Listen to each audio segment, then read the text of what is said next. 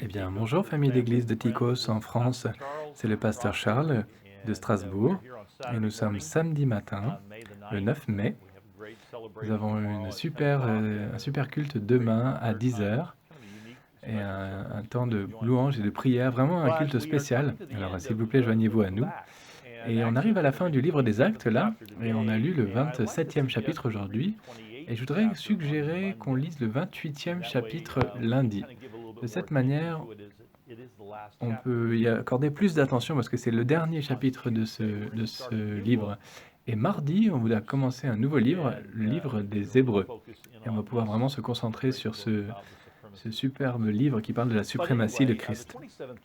Bref, le 27e chapitre parle de naufrage et de tempête. Et on va dire qu'ils sont au milieu de la tempête, ils s'apprêtent à faire naufrage. Et je pense qu'on peut dire que les bateaux qu'ils utilisaient à l'époque n'étaient pas exactement comme ce qu'on a aujourd'hui. En tout cas, ça ne ressemblait pas à cela, à ça non plus.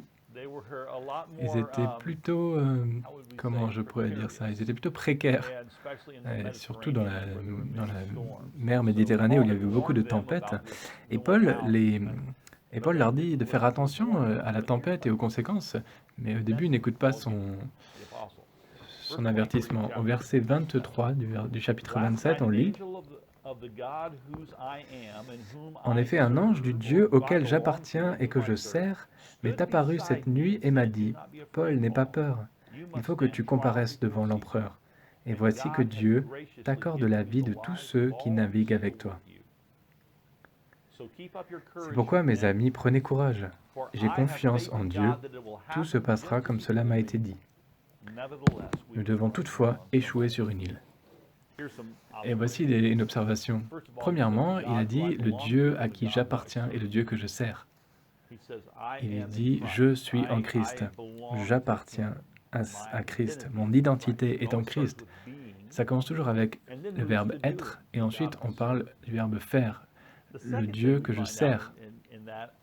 Et la deuxième partie, c'est que Dieu parle à ses disciples et les dirige et leur fait des promesses.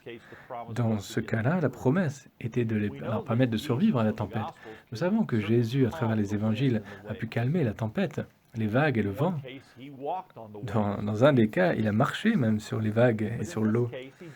Mais dans ce cas-là, il n'a pas promis de calmer la tempête, de calmer le vent, mais il a promis de les amener à survivre à cette tempête et de leur permettre d'arriver sains et saufs sur la rive.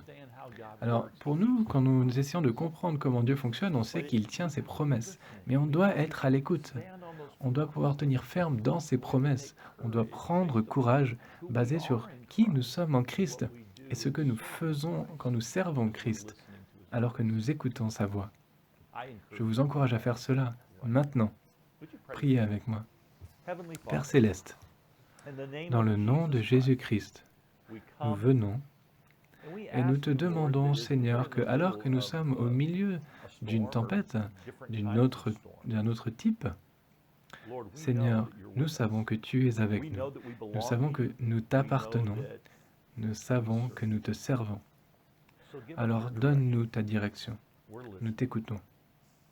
Et nous te faisons confiance pour que tu nous amènes à travers cette tempête et jusqu'au rivage, sains et saufs, pour qu'on puisse accomplir tous les plans que tu as pour nous, alors que nous te servons en tant qu'Église, en tant qu'individus, alors que nous faisons briller ta lumière dans l'obscurité pour tous ceux qui sont autour de nous, tout comme les apôtres l'ont fait. Au nom de Jésus. Amen. Que Dieu vous bénisse aujourd'hui. Encore une fois, joignez-vous à nous demain. Soyez prêts pour les lectures de la semaine prochaine.